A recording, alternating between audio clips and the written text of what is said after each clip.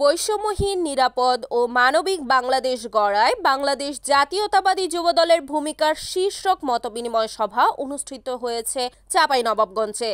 শনিবার বিকেলে জেলা শহরের শাহ নেয়ামতুল্লাহ কলেজ অডিটোরিয়ামে এই মতবিনিময় সভা অনুষ্ঠিত হয়। সভায় প্রধান অতিথির বক্তব্য রাখেন বিএনপি চেয়ারপারসনের উপদেষ্টা পরিষদের সদস্য ও সাবেক এমপি হারুনুর রশিদ। সভায় আগামী সুখী, সমৃদ্ধ, অনিয়ম, দুর্নীতিমুক্ত বাংলাদেশ গঠনে বিভিন্ন করণীয় নিয়ে বক্তব্য রাখেন বিএনপির নেতারা।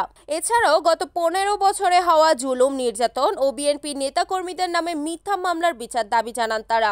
জেলা যুবদলের আহ্বায়ক তবিউল ইসলাম তারিফের সভাপতিত্বে সভায় বিশেষ অতিথির বক্তব্য রাখেন জেলা কৃষক দলের আহ্বায়ক তৌসিকুল ইসলাম তোসি, বিএনপির নেতা মোহাম্মদ নজরুল ইসলাম। মতবিনিময় সভায় প্রধান বক্তা ছিলেন জেলা আইনজীবীর সভাপতি অ্যাডভোকেট সোলাইমান বিশু। মতবিনিময় সভায় বিএনপি ও এর সহযোগী সংগঠনের নেতাকর্মীরা উপস্থিত ছিলেন।